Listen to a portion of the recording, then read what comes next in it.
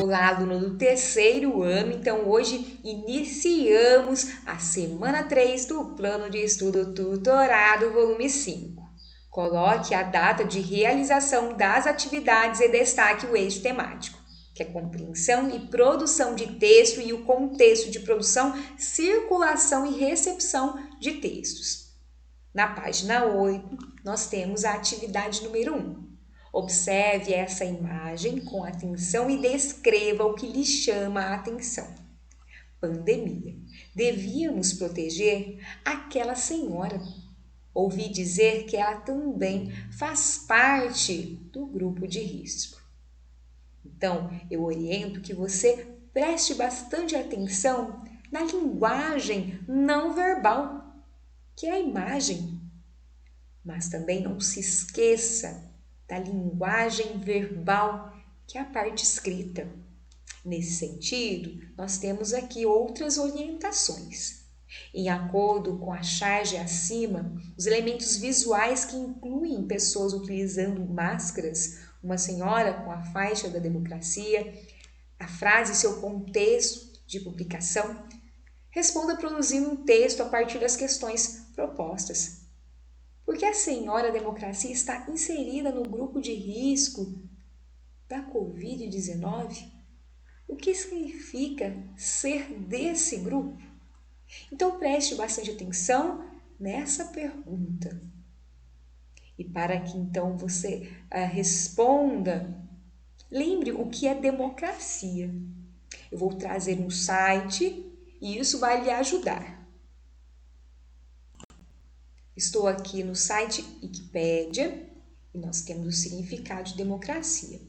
É um regime político que todos os cidadãos elegíveis participam igualmente, diretamente ou através de um representante ou de representantes eleitos, na proposta, no desenvolvimento e na criação de leis, exercendo o poder da governação através do sufrágio universal. Ela abrange as condições sociais, econômicas e culturais que permitem o exercício livre e igual da autodeterminação política. Mas aí você está se perguntando, mas como que eu vou responder essa questão? Democracia eu já sei o que é. Eu vou trazer um outro site que traz essa vertente da Covid. Estou no site Oxfam, tá? Você pode acessar aí o seu celular e vamos fazer algumas leituras. Junto com o avanço do coronavírus, acompanhamos também o crescimento de outro vírus perigoso, o do ataque à democracia. Passados cerca de 100 dias da pandemia, mais de 1 milhão de infectados e quase 60 mil mortos, crescem no Brasil episódios de manifestações antidemocráticas. São ataques a instituições, empresas, cidadania e o Estado democrático de direito.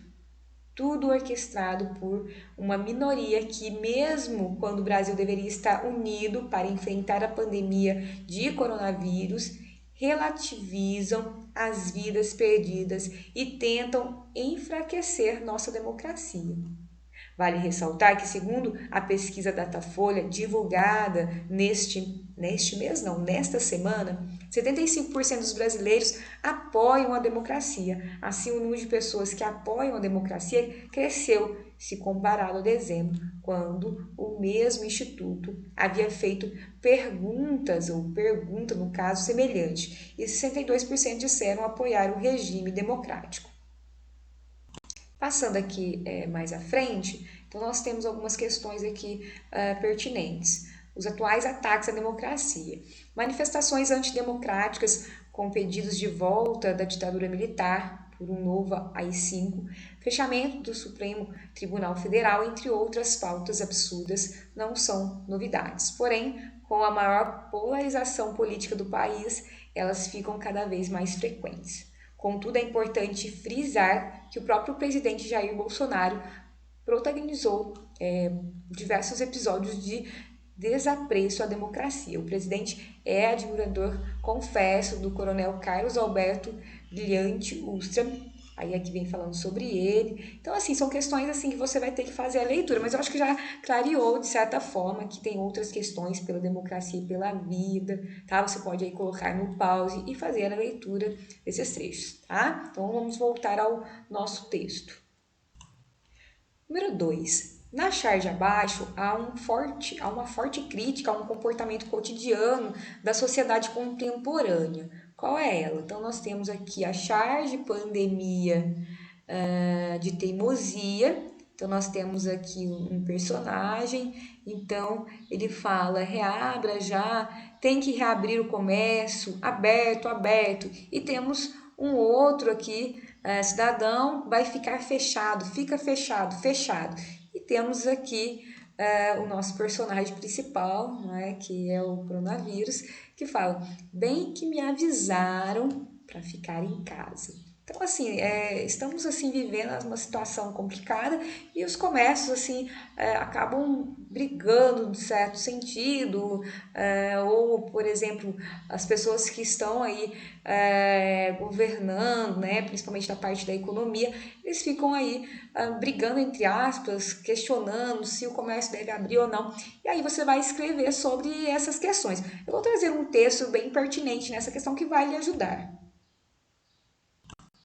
Estou aqui no site Gazeta do Povo. Abre e fecha de comércio e serviços deve ser constante no combate ao coronavírus. Os aumentos recentes nos números de casos e mortes por Covid-19 no Paraná, bem como o crescimento da curva de transmissão do novo coronavírus no estado e principalmente a alta taxa de ocupação dos leitos de UTI reservados para a pandemia fizeram com que as cidades voltassem a endurecer as medidas de segurança. No caso aqui é no Paraná, mas a gente tem essa questão no Brasil inteiro, né? Então você pode aproveitar desses trechos aqui para responder sua questão. Vamos continuar aqui na leitura. Entre as ações adotadas está a restrição no funcionamento do comércio e de serviços não essenciais para diminuir a circulação de pessoas e, com isso, conter a propagação. Municípios que, em março, no início da pandemia, apelaram a medidas mais drásticas, como o fechamento total do comércio e a adoção de toque de recolher, já tinham revogado tais medidas, acreditando terem situação sob controle. Agora precisaram voltar a restringir a circulação de pessoas. Este abre e fecha que confunde a população deve ser constante até que se tenha uma vacina ou um remédio efetivo para a população. Então aqui tem outras questões, você pode aí ver a situação da sua cidade, né, como que está acontecendo e como a economia está sendo afetada de certa forma, né, nós observamos aí o desemprego. Então coloque essas questões pertinentes aí na sua resposta.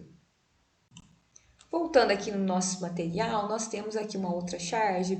E aí, tá conseguindo enxergar qual vai ser o tamanho do meu PIB quando esta pandemia passar? Aí nós temos o Banco Central, tô tentando.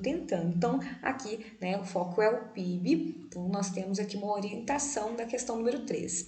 A partir da leitura desse texto acima, representado pelos elementos visuais constantes da charge, onde vemos uma representação do país em forma de seu mapa geográfico em diálogo com a personagem do Banco Central, gostaria que você comentasse o que seria o PIB e quais elementos afetam o seu crescimento. Então aqui eu também vou entrar num site para lhe auxiliar, né? Com certeza você lembra aí nas aulas de geografia, né, sobre o PIB, mas vamos aqui recordar a partir dessa ideia, né, desse site. Estou aqui no site IBGE, tá? E aí fala aqui o seguinte: o PIB é a soma de todos os bens e serviços finais produzidos por um país, estado ou cidade, geralmente em um ano. Todos os países calculam o seu PIB nas suas respectivas moedas. Então aqui tem um vídeo, se você achar pertinente, você pode assistir, tá? Olá, Mostrar, sejam né? Então bem-vindos é bem ao IBGE interessante. Mas Explica. aqui a gente pode fazer leitura também. Olha, o PIB do Brasil em 2019, por exemplo, foi de 7,3 trilhões. No último trimestre divulgado no segundo trimestre de 2020, o valor foi de 1,653 bilhões. Veja abaixo uma tabela com o PIB. Aqui a gente tem algumas descrições, e aí vem com algumas exemplificações. O PIB mede apenas os bens e serviços finais para evitar dupla contagem. Se um país produz R$ 100 de trigo, R$ 200 de farinha de trigo e R$ 300 de pão, por exemplo, seu PIB será de R$ 300, pois os valores da farinha e do trigo já estão embutidos no valor do pão. Os bens e serviços finais que compõem o PIB são medidos no preço em que chegam ao consumidor. Dessa forma, levam em consideração também os impostos sobre os produtos comercializados. O PIB não é o total da riqueza existente em um país. Esse é um equívoco muito comum, pois dá a sensação de que o PIB seria um estoque do valor que existe na economia como uma espécie de tesouro nacional. Na realidade, o PIB é um indicador do fluxo de novos bens e serviços finais produzidos durante um período. Se um país não produzir nada em um ano, o seu PIB será nulo. Então, eu percebo essa questão, né? A gente falou sobre o desemprego, falou sobre a situação dos comércios. Então, a gente observa, não é, que o PIB acaba aí sendo influenciado, quer dizer, não, a gente pode pegar e falar que o PIB acaba sendo prejudicado de certa forma. Então, perceba essa vertente, faça, né, outras pesquisas para você escrever aí nesse texto. Voltando aqui no material, então, temos essa questão número 3, que é a última, tá? Volte na imagem e pesquise em livros, né? Pode ser de geografia, por exemplo, né? Ou alguma atividade que você já realizou aí, em que se fala sobre essa questão do PIB, tá ok? A gente vai finalizando por aqui, espero aí que você tenha gostado, tenha uma boa semana e um grande abraço.